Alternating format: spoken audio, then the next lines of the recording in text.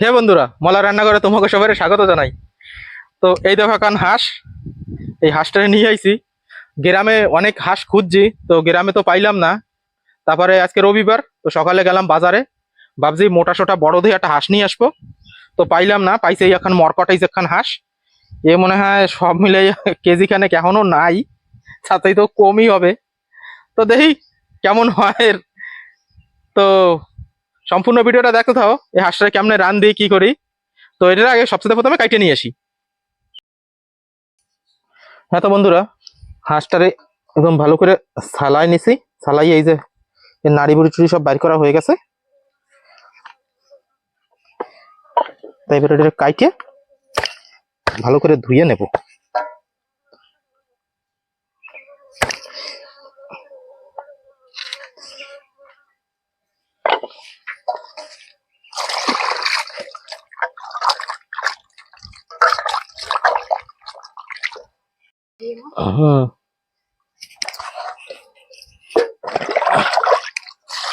দুই ধোয়াই দেব।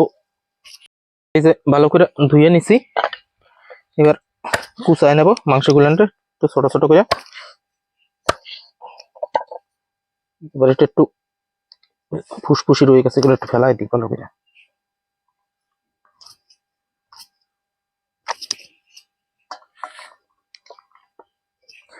হাঁসের সবচাইতে টেস্টি পার্ট হচ্ছে এই হাঁসের যে স্পাইনাল কর্ড।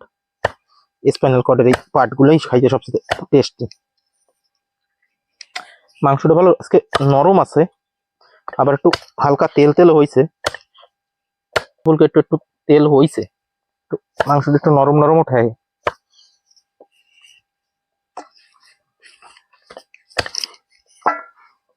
তো ঠিক আছে, মাংসটুক সব কাইটে নি, তারপর রান্না করে দেখা হচ্ছে।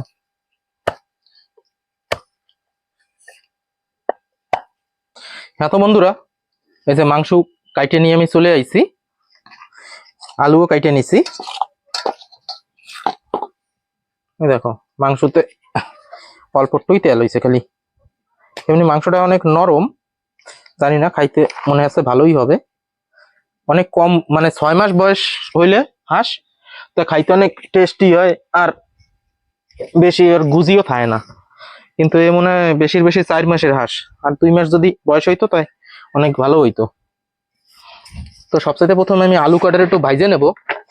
তার জন্য আলুতে দিয়ে দিচ্ছি হলদি পাউডার আর অল্প একটুখানি লবণ দিয়ে একটু মাখাই নি।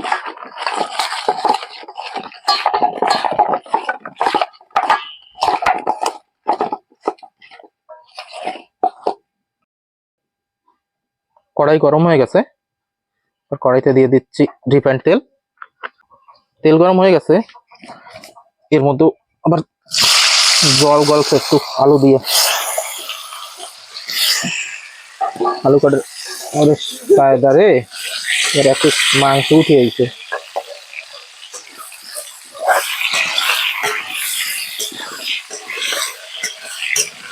এবার আলু কাটার আস্তে আস্তে এরকম ভাইজে উঠে নেব। এই যে আলুগুলো আমি হালকা করে একটু ভাজিয়ে নিচ্ছি, এবার আলুগুলো উঠে ফেলাই। আলু ভাজা হয়ে গেছে, এবার এর মধ্যে দিয়ে দিচ্ছি আর একটু তেল। তেল গরম হয়ে গেছে, সবচেয়ে প্রথমে দিয়ে দিচ্ছি জিরা, আর দিয়ে দিচ্ছি ওটা তেজপাতা। এইবার দিচ্ছি রসুন, পেঁয়াজ, আর দিচ্ছি কুচি করা টমেটো। এবার এগুলো ভালো করে একটু ভেজে নেব। এই যে মশলা ভালো করে ভেজে নিছি, এবার এর মধ্যে দিয়ে দিচ্ছি মাংস, দিয়ে দিচ্ছি হলদি, মরিচ পাউডার দিয়ে দিচ্ছি, আর দিচ্ছি লবণ, আর দিয়ে দিচ্ছি একটুখানি গোলমরিচ।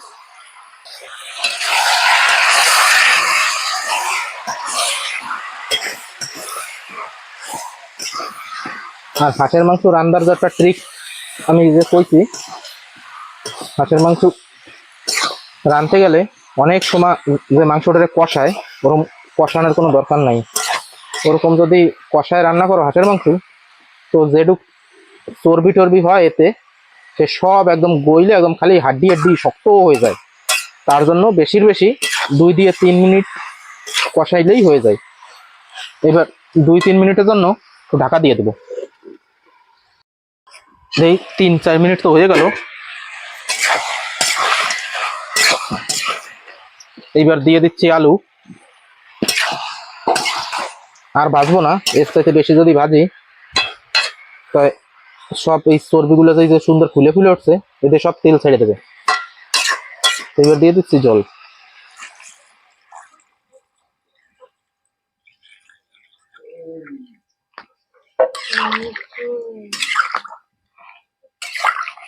এখন একদম বেশি করে জল দিয়ে দিছি। এবার এটা জোরে আঁচ দিয়ে দিতে হবে, যাতে তরকারিটা ভালো তাড়াতাড়ি ফুটে যায়। দেখো কি সুন্দর কালারটা।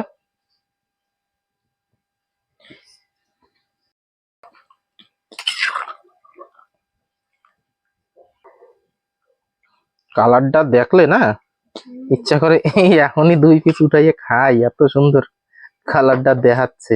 দাও। হ্যাঁ, আরো একদম দেশি হাঁস, খাইতে অনেক টেস্টি হবে।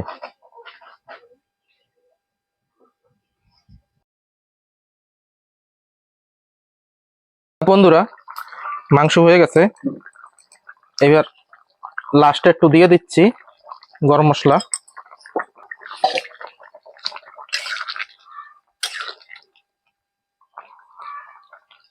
এবার নামাই নিচ্ছি।